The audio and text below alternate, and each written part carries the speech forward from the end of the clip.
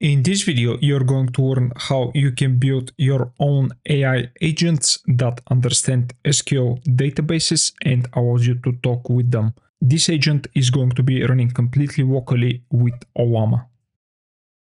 Hey everyone, my name is Venelin, and in this video we're going to be building a completely local AI agent that translates natural language queries to SQL. We're going to start by having a look at what AI agents are. Then we're going to set up a project that is going to be using LangChain and SQLite for our database. Then we're going to proceed with developing a set of tools that will allow the agent to interact with the database. And we're going to be building our own agent using Ollama and a custom prompt that we're going to write for it. Finally, we're going to be building or wrapping everything together into a Streamlit UI application. Let's get started. If you want to follow along, there is a complete text tutorial that is available for ML Expert Pro subscribers, along with access to the GitHub repository for the project. Here you can find the text tutorial along with explanations of how you can reproduce each and every step that I'm going to show you throughout this video. So if you want to get access to the bootcamp version 2 materials, consider subscribing to ML Expert Pro. Thank you. AI agents appear to be everywhere, and from what you see around the social web and other places, you might imagine that everyone is actually deploying those AI agents. I think that the reality is quite different. I think that AI agents have their own place into the AI universe, but in general, workflows are much more usable in practice. That being said, in this video, I'm going to show you how you can build an AI agent that is going to talk to an SQL database, and the architecture that we're going to be using here will be very simple. The agent that we're going to be using is just going to have a set of tools, some sort of chat history, that is the previous history about talking with the current user, and then based on that, he can use the tools in order to interact with its environment. And in our case, the environment is going to be a SQLite database.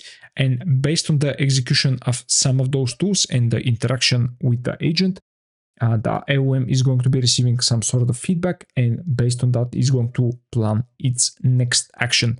So what is different here compared to workflows is that our agent is going to decide or plan on how he is going to execute the steps required to answer the natural query that the user is posing to it. And I'm going to show you how you can use some parts of LangChain and your own feedback or AI agentic loop in order to do that. The database that we're going to be using is related to an online e-commerce website.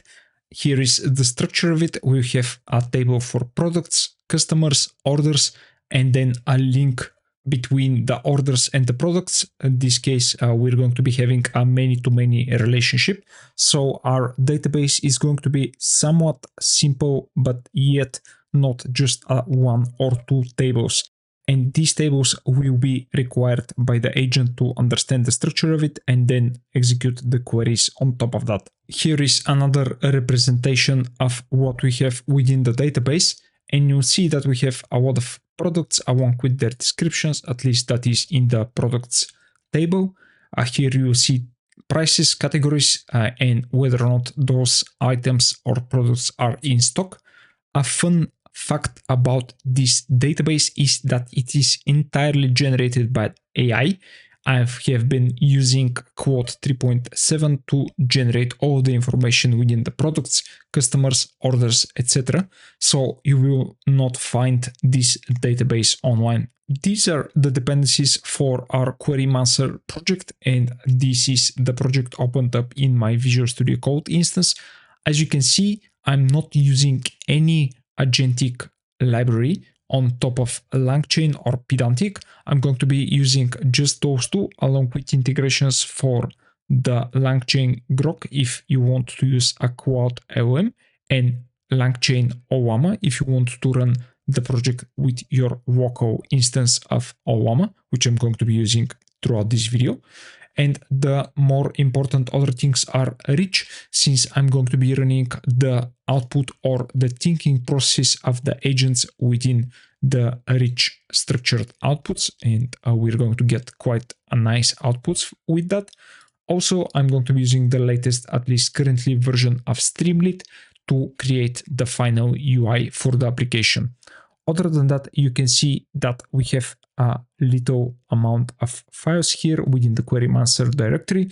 The database itself is going to be live here in data e-commerce SQL and for the more important parts of the application, I'm going to start by looking through the config file. So here, the more important parts are the configuration of the model. You see that I'm creating this data class that I'm going to be calling model config. And this one is going to be creating or storing the model configuration that I'm going to be using in particular. So you see that I'm having here the name of the model, the temperature, and then a provider. In this case, I'm only integrating again Ollama and Grok. So if you want to support even more providers, you will probably be able to plug right in here. So for example, you can add Anthropic or OpenAI or Gemini, etc. Next, you see the configurations themselves. In this case, my default model is going to be Qwen 2.5, which is going to be the 7 billion parameter model. I want this model to be working with a temperature of 0, so I want my results to be reproducible. And I've tried Gemma 3 with the tools extension by Petrus Staff. What I've noticed with this model in particular is that you can call it is quite good at responding, but the tool use is not up to the level of Qwen 2.5, since the model or the original model that is available or on Ollama doesn't support tool calling. This is essentially a template hack in order to do that, but it is not as good as the models that are truly supporting tooling within Ollama. So the next thing here is the Ollama 3.3. This is the Ollama 3.3 17 billion parameter model from Grok. This one also supports tool calling and should do an amazing job compared to the local models that we have here. But in my experience and from what I've seen, Qwen 2.5 is quite good, even though it is an older model. So other than that, I'm going to be setting the model default one to Qwen 2.5, as I've already told you, and the context window of the whole conversation is going to be 2048 tokens. So this is a trade-off between faster responses and longer possible conversations. So if you want to have a bit more conversations or probably larger context, you can increase this up to the number of tokens that your model actually supports.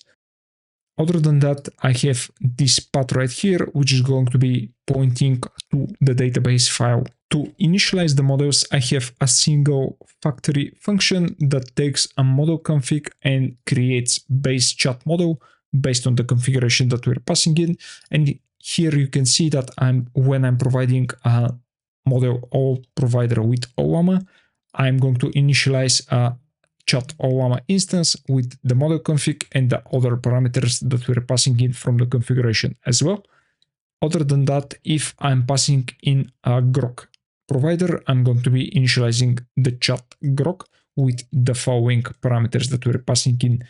Note that you can also integrate the Ollama context window within the model provider, but I've seen that at least chat Grok doesn't support this amount of tokens that you need to provide. So this is just a constant here within the config. By far, the most important part of our application is going to be the agent itself. And contrary to what you might believe, the agent is quite simple, even if we're integrating or implementing it from scratch. Let me show you. First, we have a rather large system prompt with instructions on how to actually create the tasks, plan for execution of it, and how to use some of the tools that we're going to be providing in a bit. So one important thing about this prompt, and you can pause the video and read the prompt on your own, is that when I am writing this prompt, I don't want to specify the necessary steps that the agent need to follow in order to complete its task. Here, it is really important for me to demonstrate to you that those LLMs are capable of creating their own plans and executing different tools in order to get a result. The more important parts here is that we are setting a role, we are providing a set of instructions right here to each and every possible scenario that I have think of. And then I've also passed in the date or the time for the current instance. So if the user says, okay, so how many days have passed since now and the last order for item X, then based on that, the agent will be able to calculate that. And then at the end, I'm telling that I want the response to be formatted as a markdown, since we are going to be displaying the results in Streamlit, which is going to support the markdown format. And I have told the agent that I would prefer tables and lists for displaying data. So if this is something that you might want to change, please go here within the prompt and change it. Also, I'm telling the agent that the target audience is business analysts and also scientists or data scientists. They're not necessarily very familiar with SQL, so I would prefer the agent to reduce the amount of technical details that is providing within the responses themselves. Here you see that we have two functions. The first of one is very simple, create history, and here we're going to be using a little bit of LangChain. We're going to be creating a list of base messages, and in this case I'm going to be providing just a list of system message with the prompt that I've just shown you.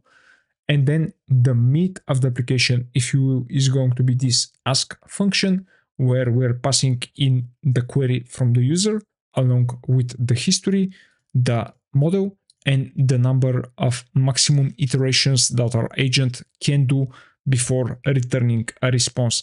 So this is pretty important, since sometimes AI agents get stuck within loops and you would want to stop this loop at some point. This is a very brute force approach, but it works quite well in practice and allows the agents to essentially give up when they can't continue. This loop is again very simple, but it does what it needs to do, thanks to the idea that your AI agents need to use a lot of tools in some succession in order to create a response based on the query. So the first thing that I'm doing here is to add the current query to the history that we're going to be passing in to the model. And then since we're going to start with zeroth iteration, we're going to, while around this logic right here, we're going to invoke the LLM with the current list of messages, add the response to the list of messages, and then if we don't have a tool call, we would say that this is actually the final response of the model, or the base case for this, let's say, iterative / recursive approach. And based on that, we're going to be just returning the string, since we don't want to do any calls right here. Other than that, we are going to iterate over the tool calls. In what I've seen, we are usually having just a single tool call. And based on that, we are going to call the tool that is this tool call. And then based on the response, we're going to append the response to the list of messages. We're going to increment the number of iterations and then continue essentially the same loop until we hit this base case right here and return from the function. If this doesn't happen, I'm going to be raising a runtime error. Probably in a real application, you might want to handle this a bit differently. The next important part of our AI agent is the set of tools that we're going to be providing to our agent. And LangChain supports a list of tools that allow your agents to interact with SQL databases. But in our case, I wanted to show you just how easy it is to build your own. The first thing that I'm going to be building here is this get available tools function, which is going to be just returning a list of all of the available tools. In our case, we have list tables, sample table, describe table, and execute SQL. I hope that each function name or tool name is quite prescriptive on what it's actually doing under the hood. And the next helper function right here is this call2 function, which is going to take this to call from LangChain. So these are the parts where actually we're going to be using LangChain to create a bit of more abstract way to develop those tools. And based on the tool call, I'm going to be creating these tools by name by iterating over this list right here. And then I'm going to be taking from this tool call the name of the tool itself. This will essentially give me a pointer to the function that I'm going to be calling, which again is going to be one of those four right here. And then with the arguments that the LLM have decided to pass into this tool, I'm going to be invoking the function itself, and this is the response.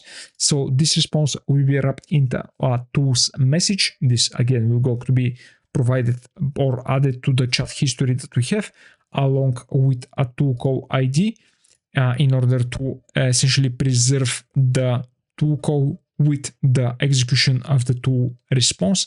So this will be returned to the LLM and further integrate within the history of our chat. So the next thing here that is this essentially helper, which allows us to create this cursor to our SQLite tree database, and here we're going to be connecting to the database and managing the resources for it. So you see here that I'm connecting, then getting a cursor, and I'm going to be yielding the cursor to the client, so it will be pretty easy to work with the cursor that is pointing to our own database. And I would have a support for transactions within the database. In our case, we are going to be running just read-only interactions, and whether or not we have some sort of error, if that happens and this is essentially not read-only, we're going to be rollbacking the transaction itself. And finally, we're going to be closing the connection to the cursor and then the resource for the connection itself. So this will be a very helpful utility function that will allow us to streamline our tool use within the database. So this is the first tool that we are going to be adding to our agent. Is going to be called list tables, and a couple of very important things about building tools for your AI agents or even workflows. If you are running with this tool decorator, I'm encouraging you to add this parse docstring equal to true if you're providing a docstring for the tool. So what will happen from here is you're going to be actually parsing the arguments, the returns, and the description of this function or tool, and this will be nicely formatted for the LLM in order to help it call this particular tool. So other than that, I would highly encourage you to write a very nice and succinct, and this parameter here is actually doing just that. The model is going to be giving you the reasoning behind why it is calling this tool, and based on that you can even debug your applications. This is a quite powerful concept compared to what you're having, like something from the Anthropic team where they introduced the think tool, if you're familiar with that. So this is essentially our poor man's think tool right here, which allows every model to express the reasoning capabilities that he has. And this will be locked into our console. I'm going to show you the works themselves. And other than that, I'm going to be using our helper function to execute this query right here. So this query will essentially give us the structure of the databases and the tables themselves as a list of tables, and will be returned as a string. The next tool is going to be the sample table tool. Here we have pretty much the same setup. I want the model to give us the reasoning parameter as a first one, then the table name and the amount of rows that we want to sample. So this will essentially give us a list or a set or subset of a table based on the table name that we're going to be passing in. Again, pretty simple tool. Select star from table name and then limit the number of limit row size. And based on that, we're going to be returning essentially a list of tuples with all of the available data. The next tool will be the describe table. Again, this is quite a simple tool. The difference here is that we are actually returning the structure of the table itself. This is going to be returning just, for example, the ID, the names, and their types as well. So the model will be able to process the information a bit better. And again, we're going to be using the with SQLite cursor. And the final tool that we have will be the execute SQL. This will be a general tool that will allow the model to run any SQL that he wants to do. And again, we will be having this reasoning parameter along with the query that we're going to be passing over.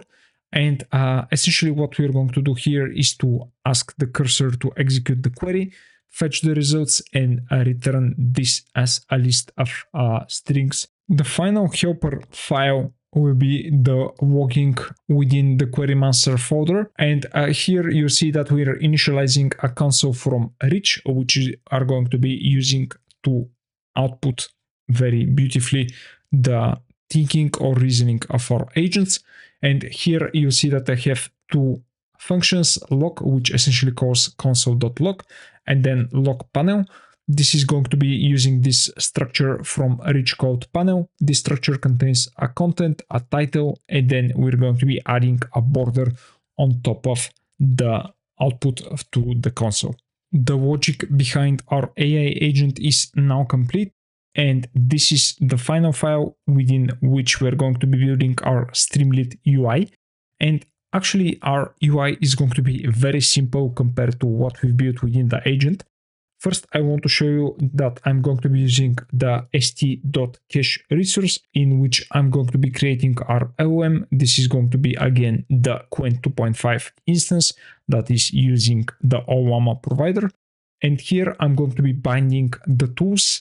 So the model is going to be essentially given the list of the tools that we've already created for it, and then return the instance of the model. And other than that, I'm going to be setting the page configuration to the name of the project along with the page icon. Pretty standard Streamlit setup as long you are using the header and subheader within the Streamlit files or library. And then on the left, you will notice that we have this sidebar. Within this sidebar, I'm going to be pointing to the database file, then the size of the database file that we have. And I'm going to be taking essentially all of the tables right here and essentially listing them within a list below the database name, along with the number of rows that each table has. So all of this information will be behind the sidebar if you want to have a look at. And then this is going to be the loop that will allow the user to remember the history and chat with our AI agents. As you can see, pretty simple and standard Streamlit code. If the messages are not within the session state, I'm going to be creating our history. Note that our history is not going to be saved permanently. So if you reward the application, essentially the history is going to be lost. So if you want to further extend this application, you might want to switch to something like LangGraph or other application that will allow us or allow you to store this history essentially. I'm going to be taking a look at all of the messages and skipping the system messages. And if this is a user message, I'm going to be adding it with an avatar and creating this markdown text for the message itself. If the user is inputting something within the text, which is going to be this chat input, I'm going to be essentially adding the prompt to the state messages right here, and then adding this to a markdown prompt. So it will be displayed. And you can see that when we're waiting for the LLM to respond or the AI agent to respond, I'm going to be displaying a random of these loading messages. And after this is complete, I'm going to be asking, or essentially during that time, I'm going to be asking the AI agent with the prompt. Then I'm going to be adding the markdown response and adding this message to the list of messages that we have. To run the application, run Streamlit space run space app query.py, and this should start the application within your browser. So if I go here and look at the sidebar, you'll see that this is now pointing to our SQLite database. This database is 0.13 megabytes of storage, and you'll see that we have 100 products, 100 customers, 500 orders, and a lot of order items from here. So let me start with a query. What is the name of the customer with the most placed orders? And this is the response. According to this, the customer is Nicole Bond, and here is the summary of the steps that the model took. Very impressive, at least as far as this Qwen 2.5 model. And this is the walk of the actions that our AI agent has took.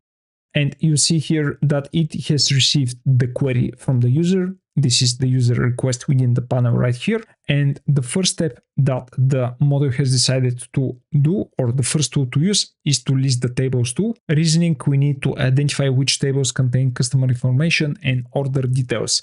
So this reasoning allows you to know what the agent is thinking about. Then for the sample table tool, the reasoning is to understand the schema of the orders table, including any relationship with the customers table. So it took 5 rows from the orders table. Then for the describe table to understand the structure of the customers table, including its columns and data types. So for the customers, and then we got this SQL query. As you can see, the SQL query contains a join, so it is not just a single table query to find out which customer has placed the most orders, and you can check this on your own time. So this was able to get the customer with the most orders using the query that you're seeing on the screen. And our next query, I want to test whether or not the model is able to work with the history. Show me the orders that this customer made. And you can see that the model said that Nicole Bond has a customer ID of 56. And here are some of the orders that this customer made. You can see that these are the orders, IDs along with the customer ID. So all of those are with the same ID cited right here. Order dates, status, and then amounts. And these orders provide a clear picture of the transactions Nicole Bond has made with us. So it executed another set of more complex queries as well. So this is it for this video. We've built a completely local AI agent with a set of custom tools that works and talks to our database. We've also forced our LLM to do some reasoning for us and provide us with a debug information that will allow us to have a look at why some of the queries are failing, if this is the case. And hopefully with even stronger models, your AI agent that talks to an SQL database will be even better. Also, the tools are relatively generic and you can implement them for different databases, for example, Postgres, MySQL, MariaDB, etc. This should also work with NoSQL databases if you want to work with that. And again, if you want to have access to the complete source code and a complete text tutorial, please subscribe to MLExpert Pro. Thank you for watching, guys. Please like, share, and subscribe. Also, join the Discord channel that I'm going to link down into the description of this video. And I'll see you in the next one. Bye.